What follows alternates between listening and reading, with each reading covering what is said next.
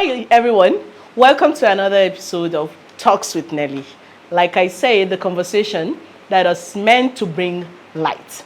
On today's conversation, I have a very special guest with me, someone that wears many caps.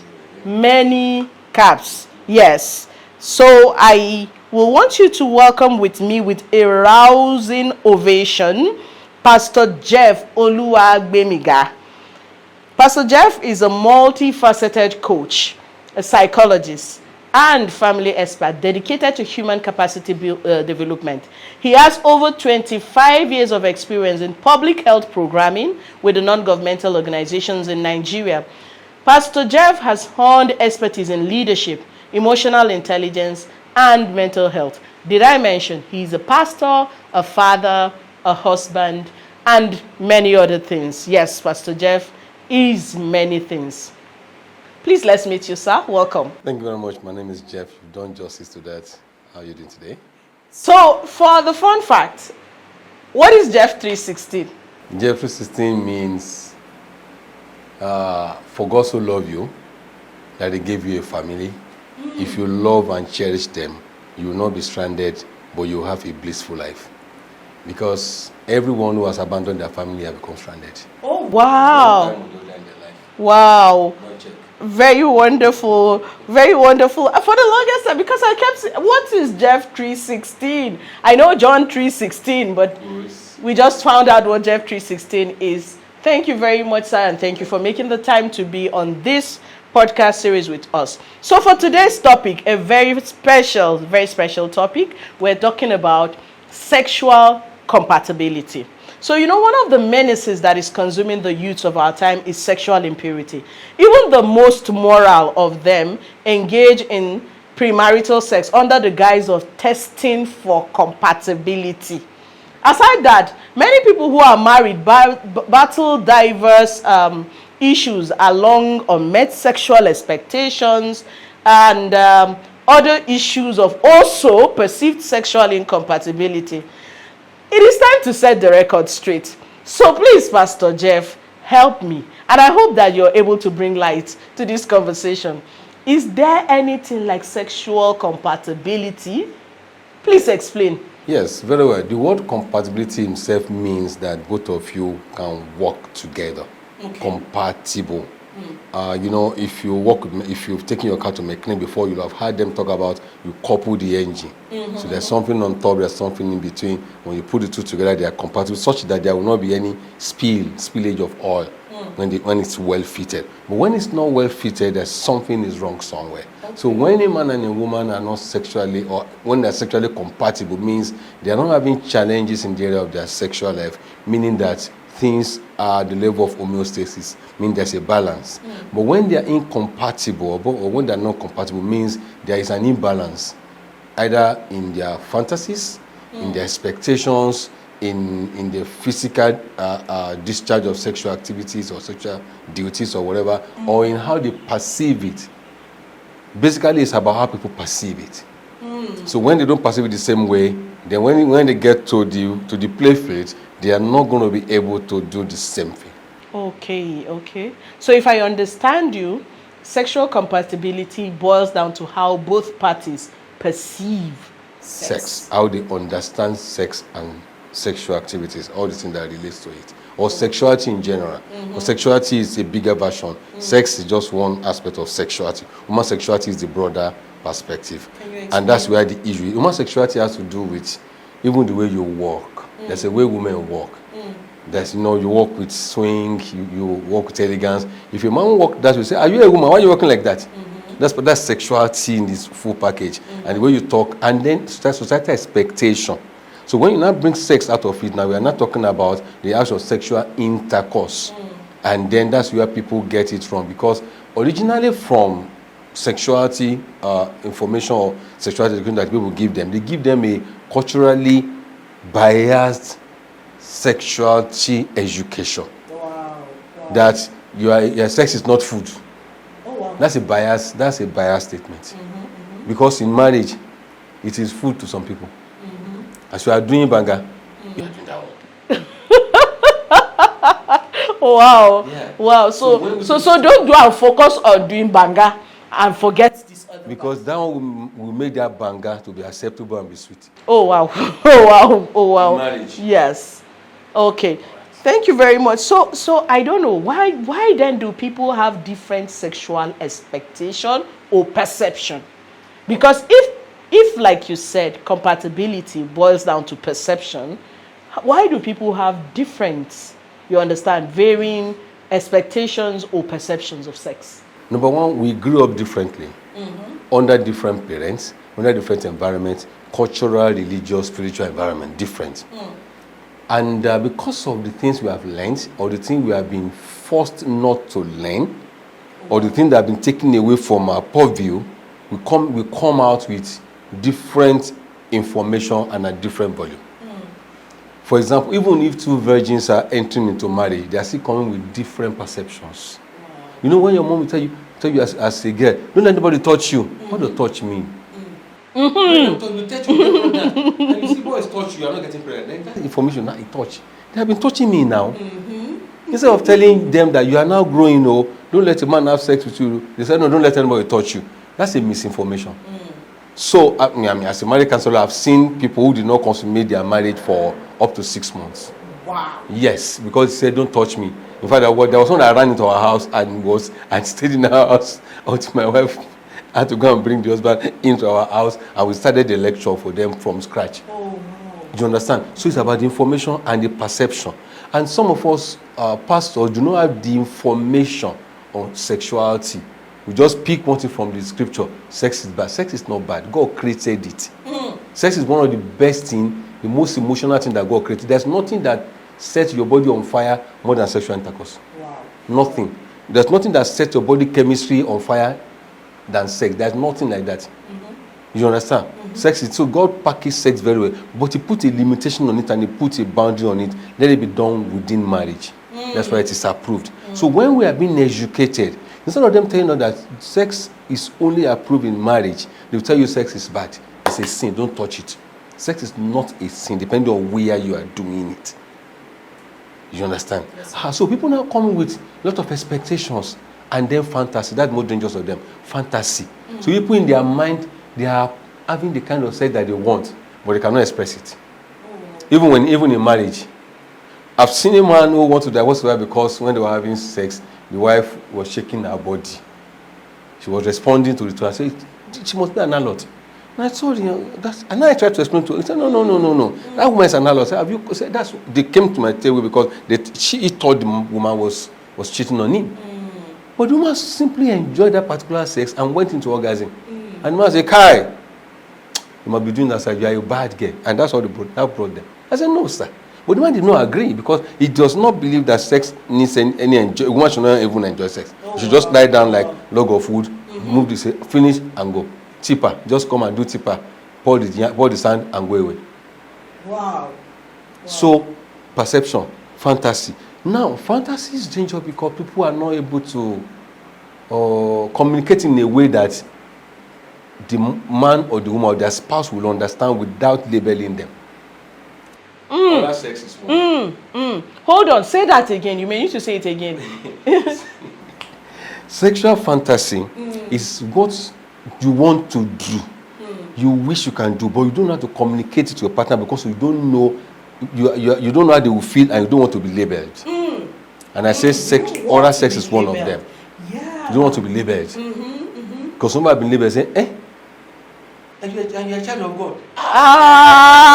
Everyone will share this one. And you can pick a phone and just call. I married a spoiled husband, or I married a spoiled wife. So instead of them saying it, they keep quiet. So they will not enjoy their sexuality, they will not enjoy their sexual intercourse. I know sex is different from sexual intercourse. Sexual intercourse is a process. Sex is just come out, switch off, and come and go. Intercourse starts from what you say to the other person. How you prime the other person from morning. Oh, you're looking good. Oh, you look beautiful. Oh, you're nice. Those are the things that prepare the person for it's an intercourse. But if you want to have sex, go in, come out. Are you true? Bye, go. See you next week. So the incompatibility comes when they are not on the same level on this thing that I've mentioned. The level of information is different or divergent. Oh, different Yes, or can be divergent. Yeah. yes, can be divergent. And then their fantasies are hidden in both of them. They're not able to express it. So when one is trying to express the fantasy, the other says, no, this is weird. So instead of them sitting down to now get a professional who can break all the ices for them, they start to keep quiet. Especially women want to keep quiet because they are easy to label. Say, this woman, and when the man and the woman comes for counseling, for example, I normally send a form ahead of time to know what the issues are because I know they will not talk. And they have to fill that form differently. Yes. Everybody will tick their own.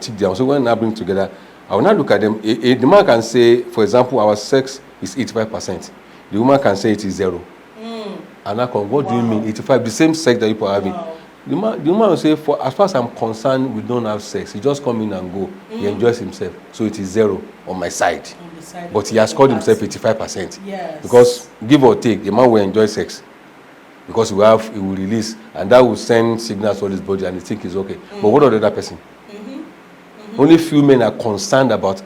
So this goes to tell me something, Pastor Jeff. It means that there is a whole lot of even among married couple who think that their marriage is doing fantastically well. There is a whole lot of divide or maybe an imbalance in sexual satisfaction, except if people come to have conversations about it. They may live for a long period thinking that, we're doing very well in this aspect. After all, I get what I want. And you're just thinking that when I'm getting what I want, the other person is involved. Because the person is not complaining. Oh, wow. If you marry a phlegmatic wife who would rather sweep everything under carpet than talk, you will think everything is okay. You can say, babe, are you okay?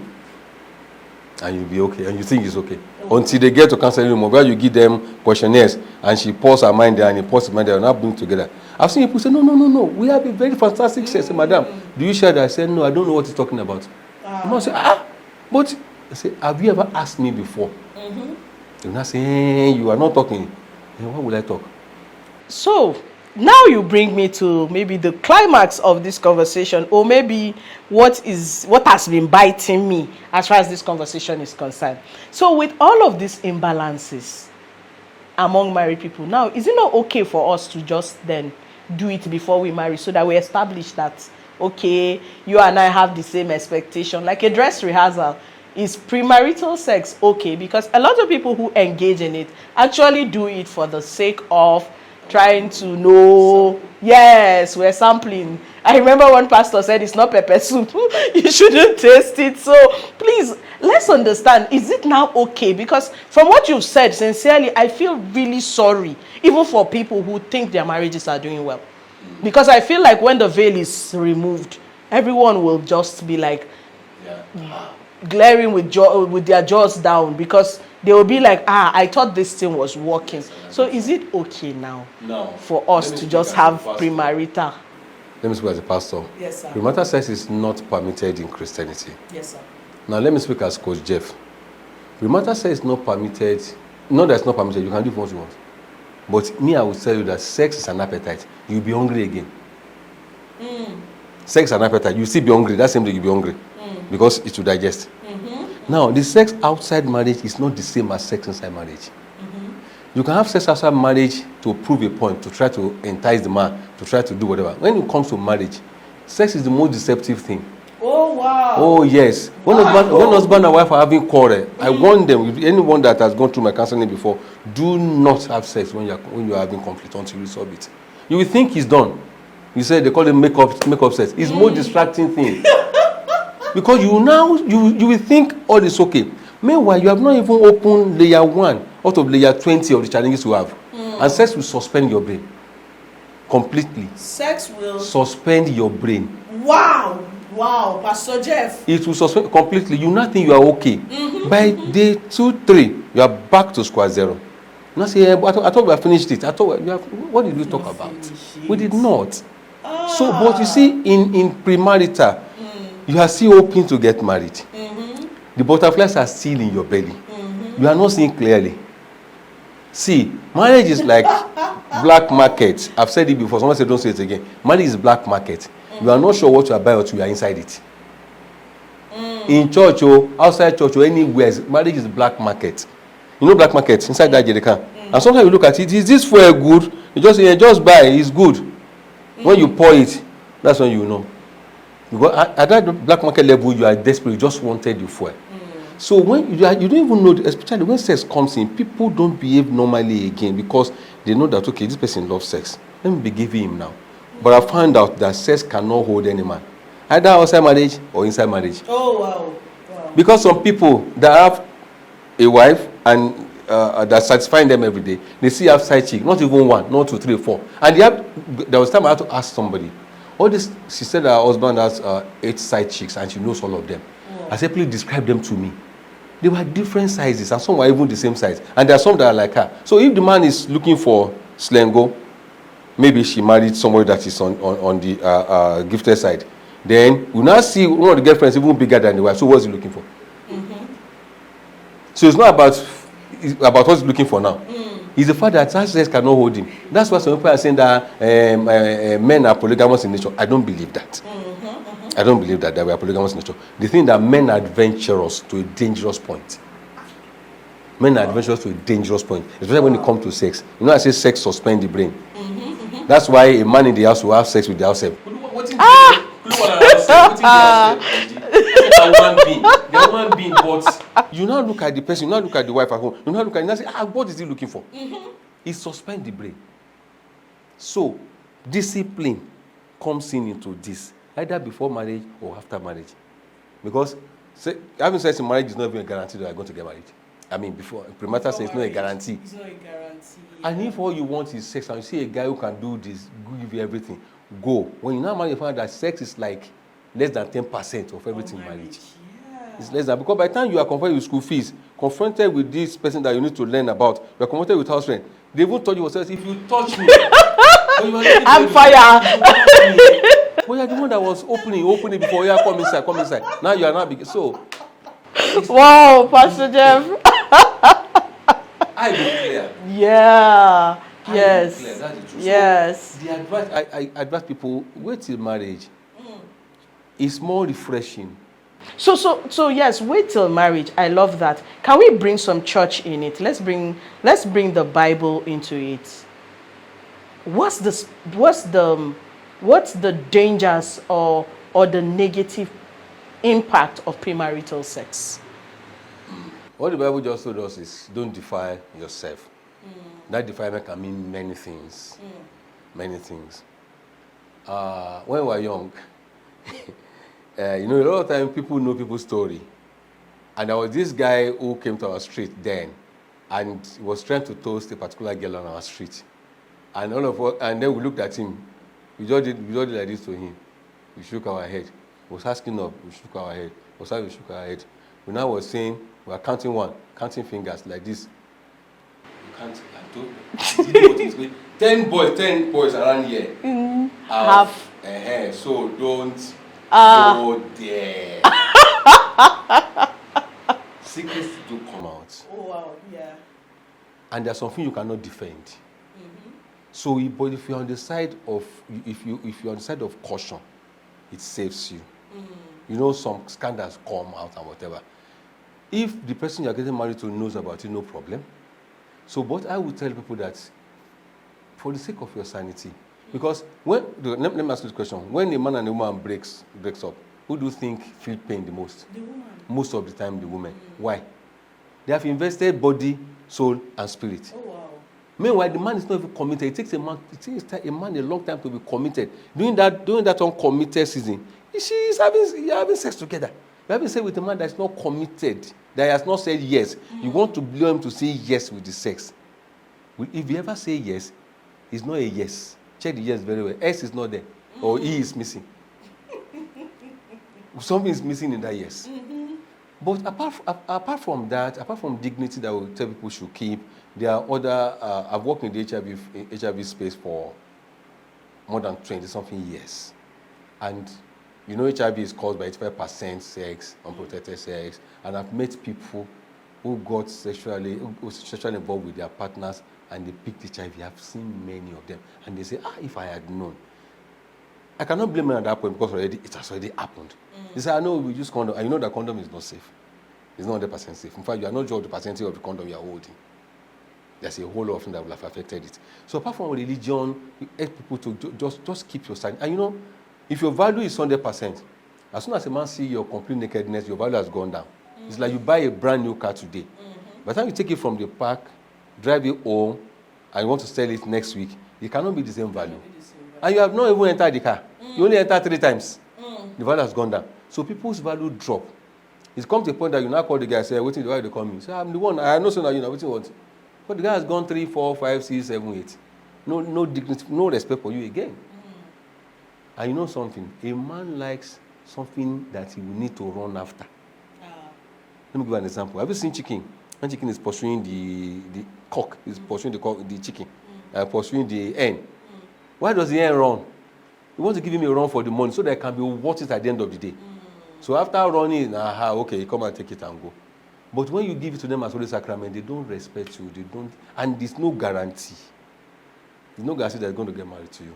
And the other way too. And we know a lot of times there are poachers all around, either female and male. So it's an advice for people to just be discreet, to just be disciplined. And if I'm talking in the church, I will say, be holy. Be holy. Because you already said don't defile your bed. It's in your own interest. Somebody has asked me a question, okay, how do we know that this man can do? He has enough spermatozoa. How can I know that man is there's no something from azoospermia? That's 0 sperm count. I say, if you trust God to wake up and sleep it the next day, then trust God for this. Let me come again. Let me come again. Yes, the way you're doing your eyes. I say, if you can trust God to wake you up every morning, then trust God that this man he has given you, if it is God that has given you, that has led you together, trust that this man that God has given you will not have azoospermia. You want to say, supposing he cannot produce. Why do you know? How do you think cannot produce? So we're going to get to that part. Thank you very much, Pastor Jeff. But this is also another question that I want to give as a rider to all these conversations we're having. What role does pornography and other sexual vices play in shaping the sexual expectation of a person? Pornography is an addiction, and it affects the same part of brain that drug addiction affects. Betting addiction. Every addiction is in one part of the brain. So you are not in control. And it does not produce positivity, it produces negativity. Yeah. It keeps in your head gigabytes of videos that you now begin to use as, and your brain will be interpolating. So when you now get married, you now begin to interpolate. Your brain will unconsciously interpolate your wife or your husband with the people you see on movie. And those people are on drugs. Go and read. I've read back and I've listened to so many testimonials of people that were into pornography and they came out. They are always on drugs. In fact, I read one that said she did some of those things under duress. That there are guns behind the camera. Wow. Yes. Wow. Guns behind the camera to continue to do, especially those who go into business and whatever. So when you now see that, you think it's normal. When you now come into marriage, you expect that you won't get it because the people that you are not acting, you are doing it. Like those people are acting for money, so they can paint us scenario. You know how many film tricks we have seen? Make believe. Yeah, because you know some of these expectations. So people get married and they want to hang their partner before they have sex. Oh, they want to flog. They want to flog them before they have sex. And it's like, so if this is your compatibility, how are you expecting? Was the other person raised in the zoo? How are you expecting that this person will come in and they're able to match this energy?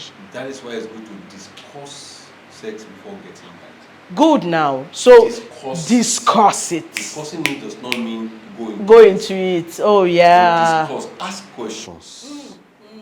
You too must have information. See, church girls are always beating, but church girls just look one way. Church girls don't have street sense. And in marriage, you don't have street sense, you'll be roasted. Wow. Church girls like to fall in love. That's why they trample on them. Stand in love. That's what the Bible says. There's no place that the Bible says fall in love. Stand in love. Stand. When you fall in love, they trample on you. Church girls always fall in love because most of church girls don't have information. Even when they're supposed to discuss, they say, no, we believe God. You don't believe God for what you have been given responsibility to do. So people should discuss. In my church, we discuss it extensively. We have family Sunday every last Sunday. And then we bring it out to discuss. Talk about it. Age-appropriate discussions.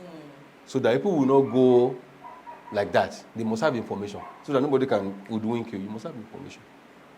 So having the conversation helps Conversation, you say, just know early. tell me your if sexual this is something experiences. you want to Yes. delve into, or something you should pick your shoes, dust, and start picking risks. In fact, the first question I normally tell them to ask the person you want to get married to, do you believe in sex during fasting?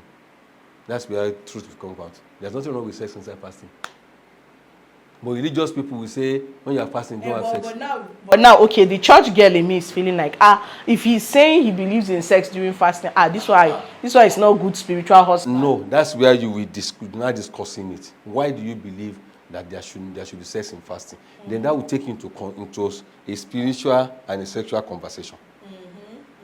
You understand? Because there is fasting is a spiritual exercise.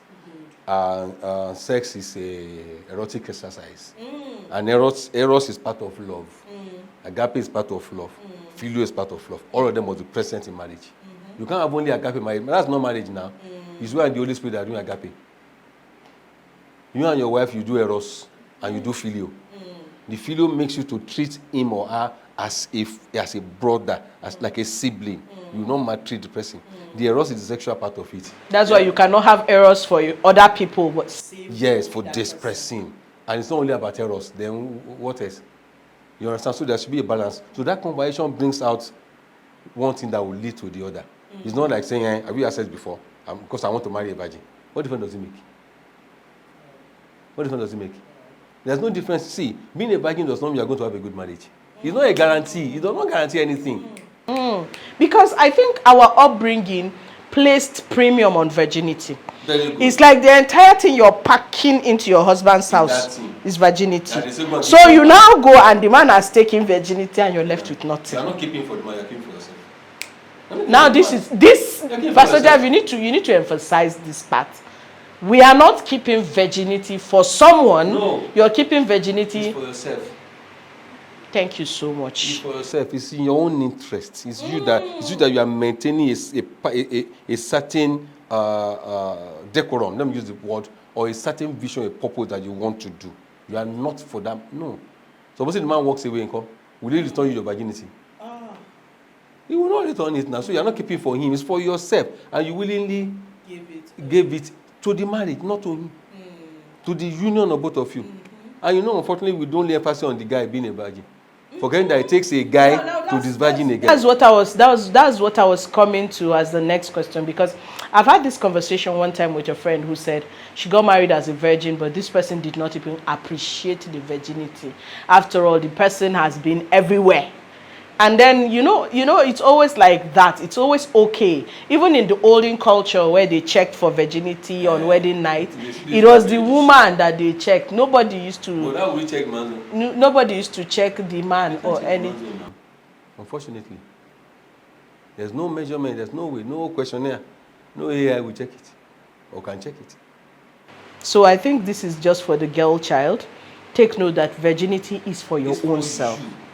It is not for any man. And if you give it away to the union, marriage, it should be worthy of it. So I want to also ask another question. I had a pastor talk about how he's constantly begging married people to have sex and constantly begging unmarried people to stop having sex. What do you think reduces sex drive in marriage? You know, marriage is not very complex. I call marriage a beautiful complexity. Oh, wow. Okay. It's a beautiful complexity. Sometimes what we think makes marriage is not what makes marriage. People outside think it's about sex. When you not get there, it will tire you because you have things you are thinking. For men, majorly, stress is the major sexual dysfunction in men. Stress is the major one. Apart from medical, other things, stress, psychological. Because when the man is tired, when he's thinking of house rent, and you know this culture has summarized men into providing. If you don't have money, all you have is something you have your trouser. What do you mean? He must have money. So when he does not have money, he does not even know how to approach his wife for sex. Because hey, well, where is the money? We have not paid house rent. We have not paid school fees. And you are bringing this in. But that is enough to drive him to his chair. When it's under pressure, he will not perform on the bed. He won't perform. When it's under pressure and he has been labeled already. So when he's coming, he's afraid that we don't know what we're going to hear from them today. That night will not do anything. But if we come into marriage understanding the different aspects, we can't understand everything as we go. We keep understanding as we go. That's why I advocate for discussion. After wedding, people don't discuss something again because they're already married. That's when discussion starts. All the one you discuss before is just preamble. And the truth of those discussions will not come until inside marriage. So, ask yourself, what is what's our sexual template in this house? Meaning, what do we call sex? We want to have sex in this house. How do we have it? Say, it's not just to have sex. No. It came to a point that something that I've not recommended before for people, I started recommending it because it might help them. Pick a day in the week that you have sex so they can prepare towards it. Before, I would not recommend that because it not look like a routine. But in between it, the man can just feel like, men, one small thing will trigger, you can just come in and just see your wife bra hanging, and then something triggers inside of you. You understand? But let's have a focus. Let's have a discussion around it. That, okay, we're going to have sex Sunday. I went to preach somewhere that said they cannot have sex in the morning. I said, Pastor, who says? And it was a couples seminar. I said, please. And that day I want to talk about sex. I said, as we are going home, go and price everything I told you. Then Sunday morning, do morning glory. Pastor said, me, I will know that person is pastor. I said, Pastor, it's your challenge. It does not stop anointing. In fact, it increases anointing. Wow. And your wife will pray for you, and you know that you are going in the power of the Holy Spirit. And it's not something you stole. It's not something that is seen. So discussion should happen because let's share with each other what our challenges are. When the man is going through financial challenges, it will affect his sex. When the man is going through stress in his office, it will affect his sex. When the man is having issues, suddenly does not like the wife again, does not appeal to him again, it's going to affect their sex. So let's talk about our pressures, our stress, our discomforts. Because a woman likes to have sex with commitment. Is a man that a man can lose his father 4 p.m. and he has sex by 6. In a man, he does not put them together. They are not related. They are not related at all. That's why when a man loses his wife in less than 1 year, is married again, and they say, why? Does he not miss the wife? He missed that, but life must continue. That's the thinking.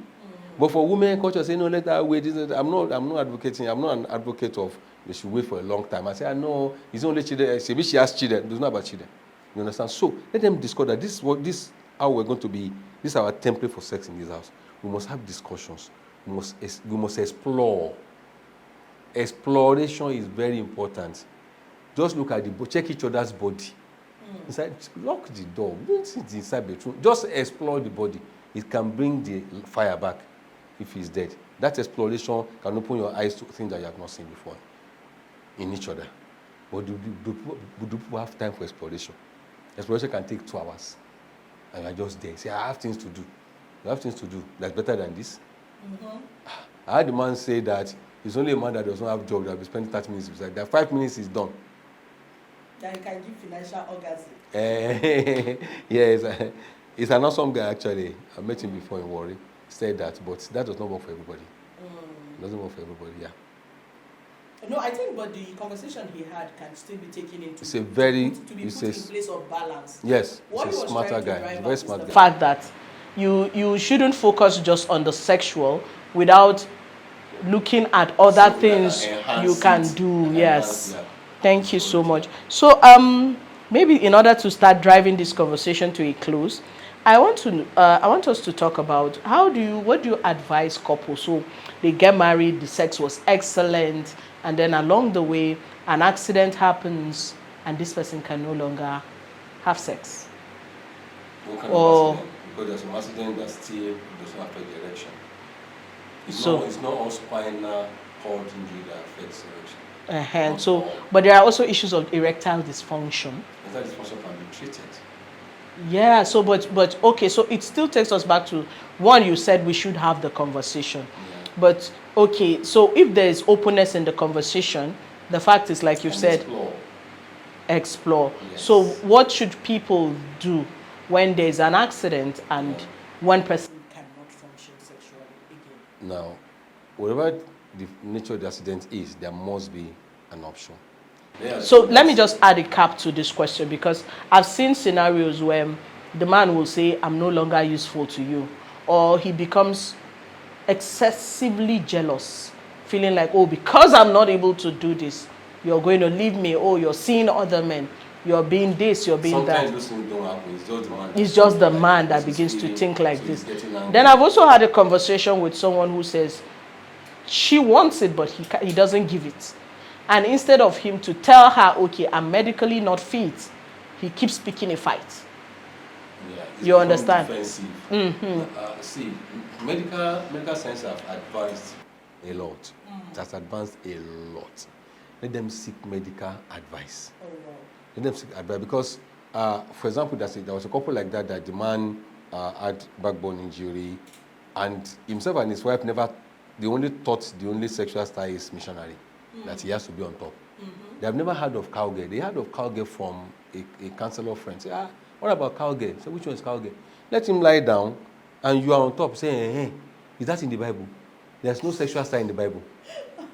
There's no Bible. They don't recommend or recognize any sexual style. You are the one that created it, and every sexual style that you want in your bedroom is accepted. You were slab or they kill us. Who gave you missionary itself? Are we evangelism? Are we doing evangelism? They call it missionary style. Because maybe we believe that that's the first template that was handed down. Who handed it? That's why I put ourselves in corner. See, when people get married in my church, there's a book called 365 Sexual Style. That's the first thing I sent to them. Oh, wow. That's the first thing I sent to them. 365 Sexual Style. One for every day. Take it. Apart from after I've done all the training, I send them that book. It's a PDF. Yeah. Come and give me update. I don't want to hear so. So for couples who are struggling with their sexuality, they should have conversations, and if the need be, they should seek medical help. Yes. Now for the very last question, a bit controversial. What does it mean to be sexually straight, bi, or homo? And what makes people become like that? That's a long conversation. Straight means straight. You are straight. You are not looking at where you should not look into. Yes, so sexually straight means you are a guy, you are heterosexual. Okay. You are a woman, you are heterosexual. You are straight. What's the opposite of straight in English? What is the opposite of... I know there's bi... In English, what? Dictionary. It's undulating. If something is not straight, it undulates. If I say stick is straight, what's the opposite of a straight stick? It's not crooked, yeah. So that takes us to the other one. If it's not straight, it's gay, meaning it's homosexual, you're attracted to your own sex. Okay. Bi is the one that does with both people. Bisexual, you fix the guy, you fix the ladies, and you are a guy. Or you are a lady, you fix fellow ladies, and you fix guys. And it's a business in Abuja. Oh, wow. Oh, it's a big business in Abuja. I'm not, many things don't shock me again. Not even Abuja, in different parts of the world. What makes Choose one or that's a lot. There's a lot. Some people genuinely have hormonal imbalance. Genuinely. Some people have hormonal imbalance that did not understand and was not addressed. That can make them to be feeling that they belong here. But their physical body is telling them you are here. Genuinely, there's some people like that. And some people, I've had clients who got introduced into homosexualism by a family member, and that now became their pattern. Oh, wow. I've met people who, when they were in girls' school, boarding school, got introduced into lesbianism by seniors or by whatever, and that became their pattern. That one came by learning. By learning. So, and they came to it, and they might not be able to switch back to normal thing. They might even end up becoming bisexual. So those are the things. But a lot of people have different experiences.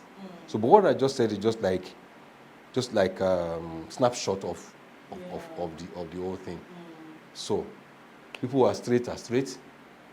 Those who are not straight, they are either bisexual or homosexual. Thank you so much. And we had them everywhere. We had them in church. There's a church in Lagos. All of them. Their pastor is gay. Yeah, he's a gay church. I mean, Lagos. There was time the man ran away. He's back. He's back. His church is thriving. Wow. Oh, thank you so much, Pastor Jeff. So, ladies and gentlemen, this brings us to this very crucial understanding that conversations should be had about sex before and after marriage, and it doesn't stop. However, premarital sex is not exactly a fantastic option. The Bible does not approve of it, and it will not help any couple.